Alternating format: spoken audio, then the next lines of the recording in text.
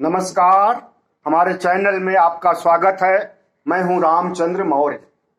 साथियों, जब से मेरी बेटी रूपम मौर्य इस दुनिया से गई है, तब से मैं जीवन और मृत्यु, जीवन से पहले मृत्यु के बाद, इस पर काफी गहन सोच विचार किया। कई फिलासफर को पढ़ा, कई वैज्ञानिकों को पढ़ा। फिलॉसफी में तो खैर मैं बहुत पहले ग्रेजुएशन के समय में भी आत्मा, परमात्मा, जीवन, मुक्ति, मोक्ष, इन सब चीजों के बारे में पढ़ चुका था। लेकिन एक व्यवहारिक अनुभव तब हुआ जब बेटी की मौत से हमें सदमा हुआ, गहरा सदमा हुआ। उसके बाद मैं एक व्यवहारिक रूप से मौत को देखने लगा और इस पर तमाम दुनिया भर की चीजें मैंने पढ़ने की कोशिश किया और कुछ मैंने अपने जीवन के अनुभवों को भी समेटा इसमें और एक ऐसी सोच बनाया जिसे हम आपसे साझा करना चाहते हैं। साथियों, हमें महसूस होता है, ये व्यवहारिक बात है कि मनुष्य को अपनी मौत से पहले पूर्वाभास होने लगता है, एक आहट सी आने लगती है और उसे लगने लगता है कि अब हम मृत्यु के काफी करीब पहुंच चुके हैं। और जो लोग हिंदू धर्म में विश्वास करते हैं, यमराज को मानते हैं, स्वर्ग को, नरक को मानते हैं, उन्हें यमराज करीब लगने लगता है। लेकिन यमराज होता है या नहीं होता है, स्वर्ग नरक होता है या नहीं होता है, इस पर हम आज नहीं जाएंगे। हम ऐसे विषयों को, ऐसे चर्चा में शामिल करेंगे, ऐसी बातों को शामिल करेंगे जो बुद्धिवाद पर आधारित हो, जो तर्क पर आधारित हो, जो गंभीर चिंतन पर आधारित हो। और स्वर्ग, नरक, गणेश, यमराज, ये तो सब कल्पना है, काल्पनिक हैं, इनमें कोई दम नहीं है और उनका एक फितूर है। ये हिंदू धर्म बनाने वाले या हिंदू धर्म मानने वाले या हिंदू धर्म के अनुसार चलने वाले और उसे ही सब कुछ मानने वाले, उनका एक ये व्यक्तिगत मामला हो सकता है, लेकिन सबके ऊपर नहीं लागू होता। तो न कोई यमराज होता है, न कोई यमदूत होता है जो कि आपके प्राण को हरने के लिए गदा लेकर के भैंसे पर बैठ करके आता है। ऐसा कुछ भी नहीं होता है। ये उनके खाली दिमाग में भरी हुई एक कचरा है, एक तरह से, जो कि उसी कचरे को कागज पर लिख दिया है और उसे सही मानने लगते हैं लोग। हम इसे नहीं मानते कि कोई यमराज गदा और भैंसा लेकर के आत्मा को लेने या मौत करने के लिए आता है, इस जीवन को समाप्त करने के लिए आता है और उसे उसके कर्मों के अनुसार स्वर्ग में या नरक में ले करके जाता है। और अच्छे कर्म किए होते हैं तो उसे स्वर्ग मिलता है और वहां पर अप्सराएं मिलती हैं, इंद्र की अप्सराएं वहां पर मिलती हैं। अप्सराएं का मतलब नाचने गाने वाली लड़कियां, खूबसूरत लड़कियां। और ऐसी ही कल्पना मुस्लिम धर्म में भी है, उसको भी हम अच्छा नहीं मानते हैं, सही नहीं मानते हैं। जन्नत है, जन्नत में वहां लड़कियां मिलती हैं, हूर मिलते हैं। और जहन्नुम में नरक होता है। ईसाई धर्म में भी ये सब बातें हैं कि अच्छा कर्म करने वाले को स्वर्ग होता है। इन तीनों धर्मों में सारी समानताएं हैं, एक जैसी समानताएं हैं। इस पाखंड को लेकर के स्वर्ग, नरक और यमराज और अप्सरा और हूर, सुंदर कन्याओं को लेकर के कि जो अच्छा कर्म किए होते हैं उन्हें स्वर्ग में या फिर जन्नत में अच्छी अच्छी महिलाएं मिलती हैं, खूबसूरत महिलाएं मिलती हैं, उनसे मस्ती करने का वातावरण बनता है। लेकिन हम इन चीजों पर विश्वास नहीं करते। हम इन तीनों धर्मों को ठुकराते हैं। और इन तीनों धर्मों के बाद नंबर आता है चौथे धर्म का, जो कि भारत के अलावा कई देशों में, लगभग 140 देशों में लोग इसे मानते हैं, और वो है बौद्ध धर्म।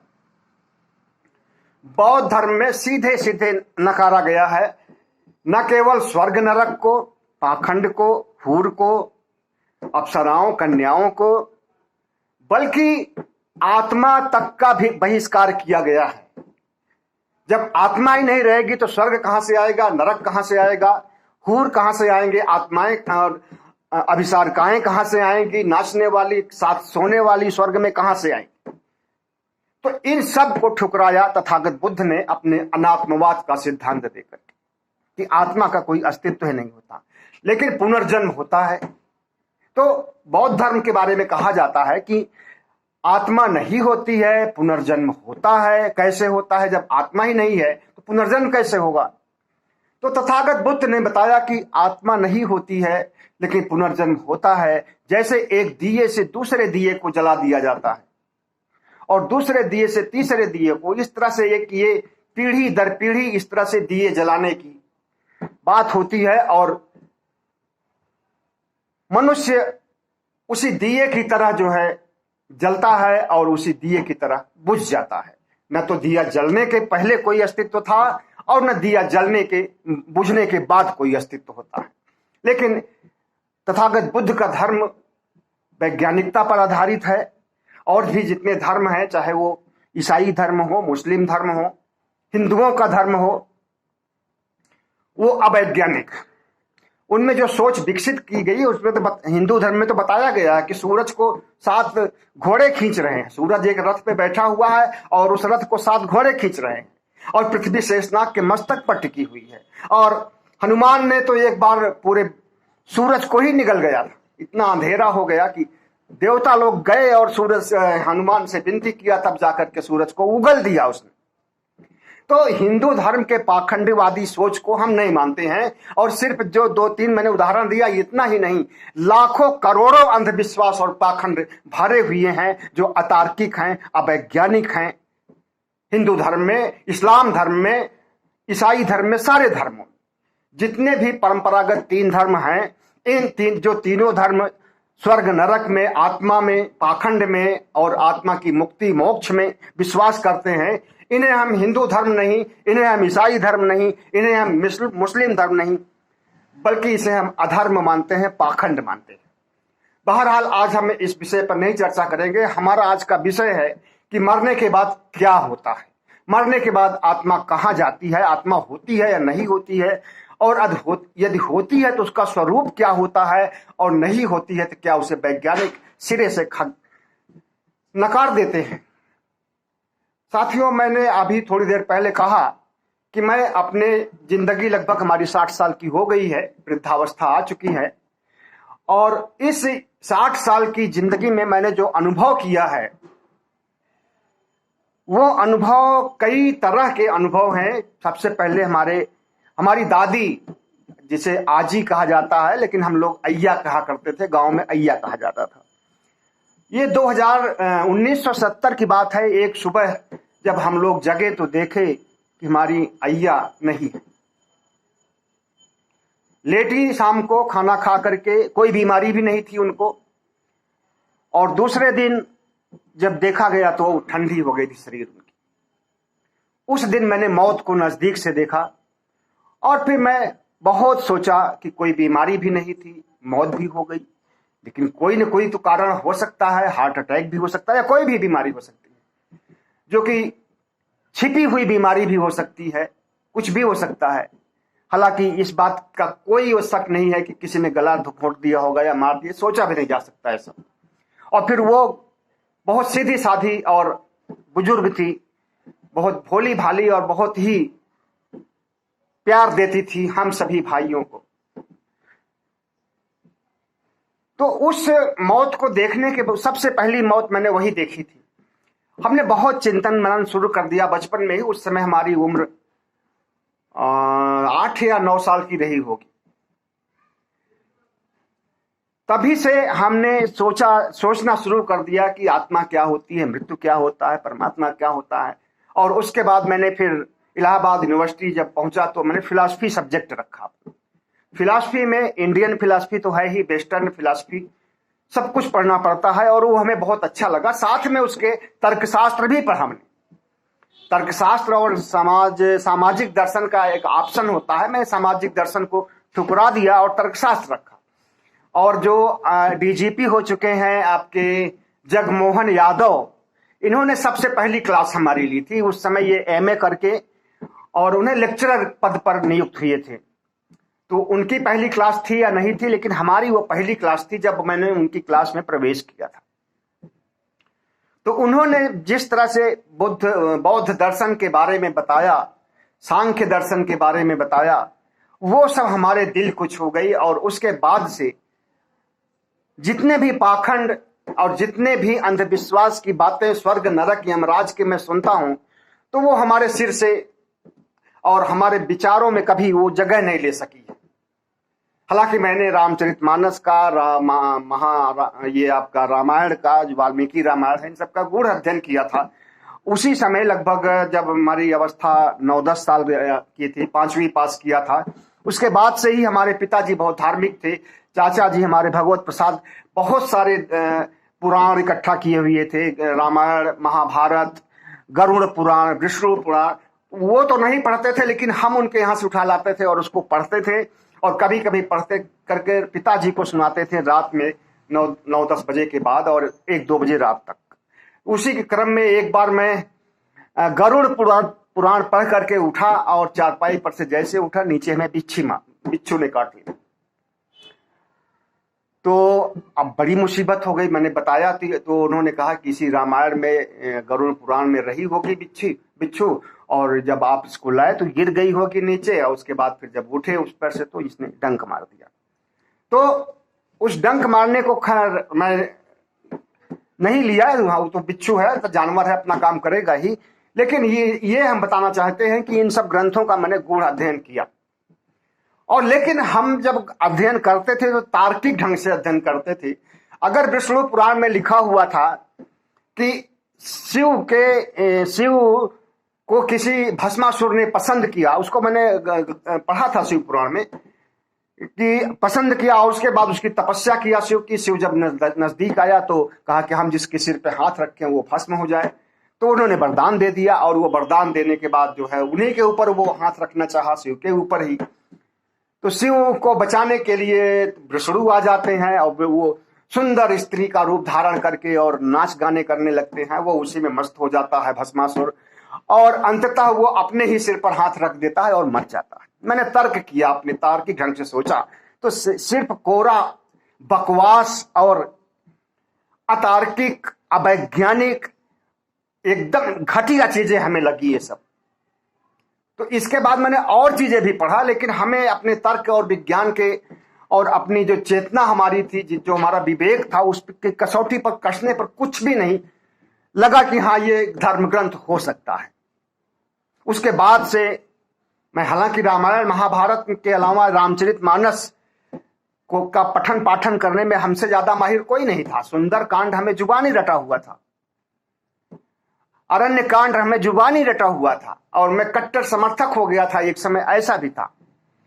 लेकिन हमारे गले नहीं उतरती थी चीजें। मैं तर्क की कसौटी पर जिस चीज को कसना चाहता था, वो कसने पर हमें फालतू की चीजें लगने लगती थी, अतार्किक और बकवास लगने लगती थी। इसलिए मैंने कभी रामायण, महाभारत, वेद और जितने भी हिंदू धर्म ग्रंथ, मनुस्मृति आदि होते हैं, इस पर कभी विश्वास नहीं किया। और अंततः जो कुछ मैं इसके बारे में धारणाएं बनाता था, वही चीज हमें पेरियार के दर्शन में, डॉक्टर भीमराव अंबेडकर की किताबों में और तमाम दार्शनिकों की किताबें में वही चीजें मिली जो मैं बचपन में अनुभव करता था। तो इस तरह से जन्म क्या होता है, मृत्यु क्या होता है, स्वर्ग क्या होता है, नरक क्या होता है, इसके बारे में मैंने व्यवहारिक अध्ययन किया। और व्यवहारिकता में एक बात और बता दें कि 23 फरवरी 2004 को हमारा एक्सीडेंट हुआ था, और वो एक्सीडेंट इतना विकराल था, इतना भयंकर था कि ऑपरेशन करना पड़ा था पेट का। नाभि के ऊपर करीब 4 इंच से लेकर के नीचे 4 इंच तक पूरा चीरा लगाना पड़ा था, और ऑपरेशन हुआ था। आंतें फट गई थी, डॉक्टर का कहना था, या जख्मी हो गई थी, जो भी रहा हो। और उन आंतों की सिलाई करने के लिए डॉक्टरों ने ऑपरेशन किया था, और चंदलक्ष्मी हॉस्पिटल में डॉक्टर मुकेश अग्रवाल और उनकी टीम ने हमारा ऑपरेशन किया था। तो उस समय जब हमें इंजेक्शन दिया गया पीछे पीठ में, उसके बाद मैं बेहोश हो गया, और जैसे कोमा में जाने की स्थिति होती है, जैसे मौत की स्थिति होती है, लगभग उसी स्थिति में मैं पहुंच गया।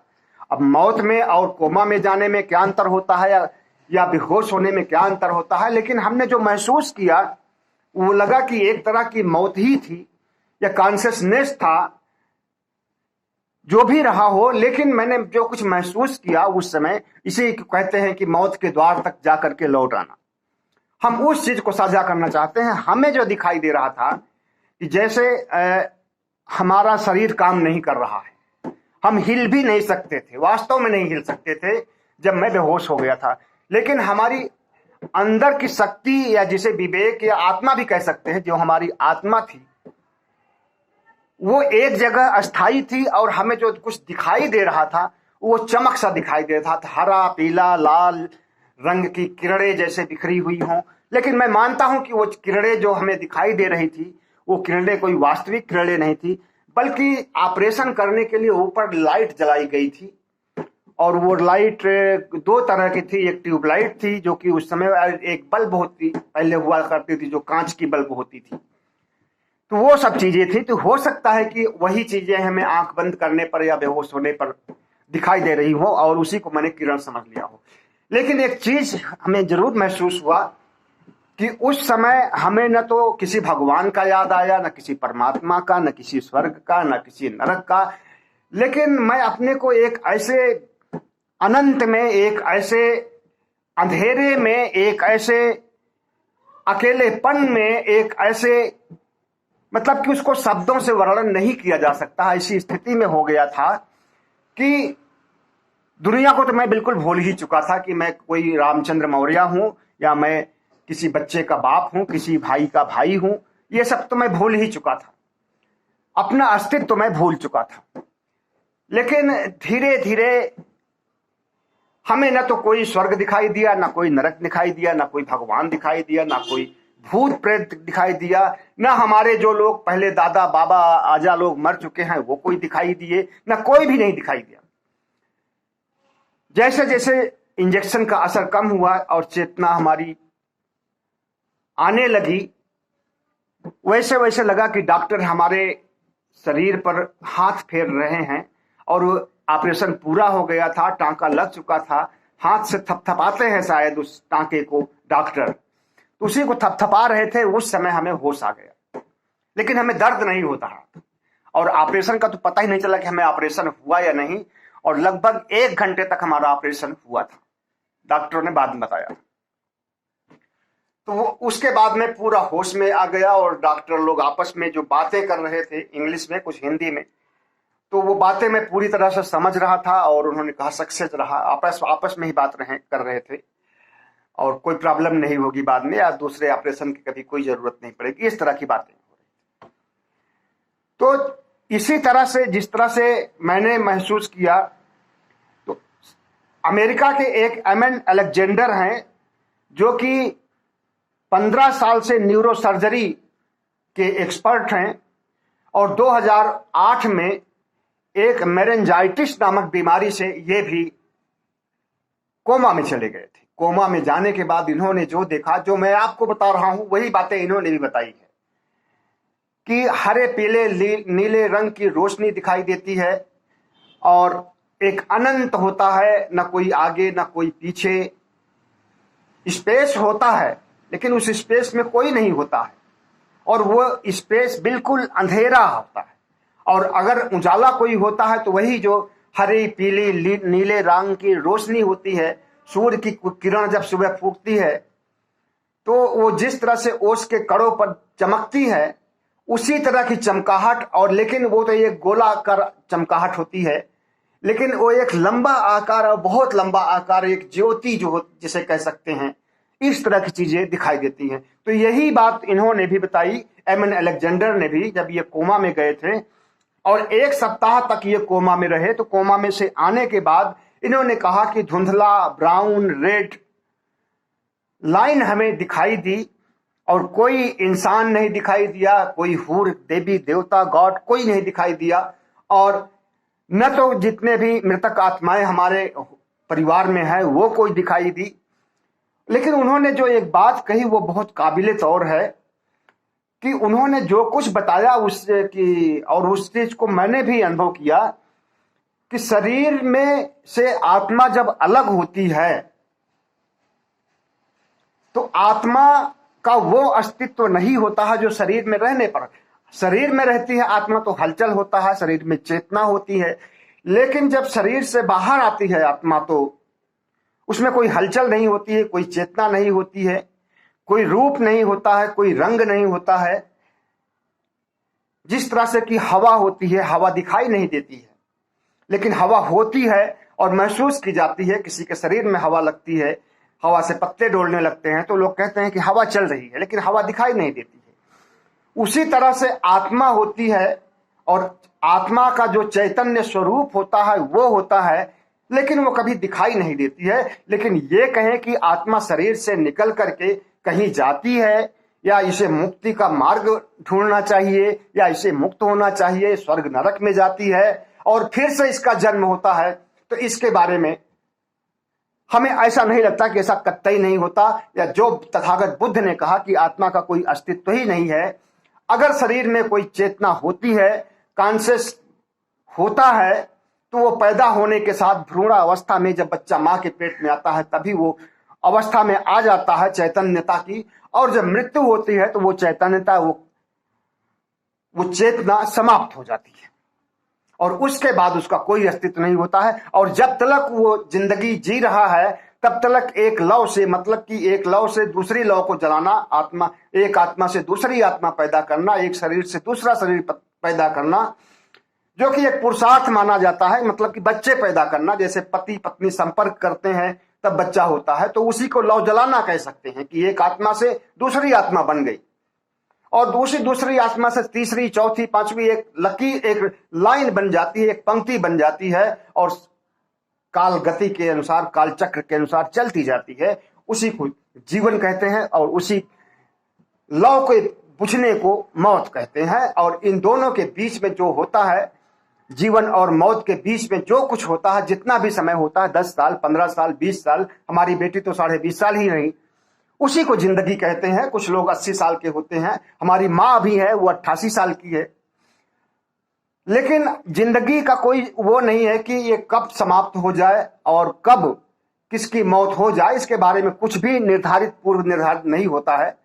लेकिन इतना जरूर है कि अच्छे कर्म करना चाहिए और अच्छी सोच होनी चाहिए, और अंधविश्वास, पाखंड जो 3 धर्मों में बताया मैंने कि भरा हुआ है, उससे तो बिल्कुल दूरी बना करके ही रखना चाहिए। और जो बौद्ध दर्शन, जो बौद्ध धर्म है, तर्क पर आधारित है, विज्ञान पर आधारित है, इसी के अनुसार हमें जिंदगी जीना चाहिए और उसी के पंचशील और जितने भी उपदेश हैं वही हमें कल्याण के मार्ग तक ले जा सकते हैं। और कोई धर्म में ऐसी शक्ति नहीं है, चाहे वो हिंदू धर्म हो, इस्लाम धर्म हो, ईसाई धर्म हो, कोई भी धर्म हो, वो आपको मुक्ति के मार्ग तक नहीं ले जा सकता है। और सच पूछिए तो मुक्ति और मोक्ष नाम की कोई चीज होती ही नहीं है। बहुत बहुत धन्यवाद। हमारे चैनल को सब्सक्राइब कीजिए।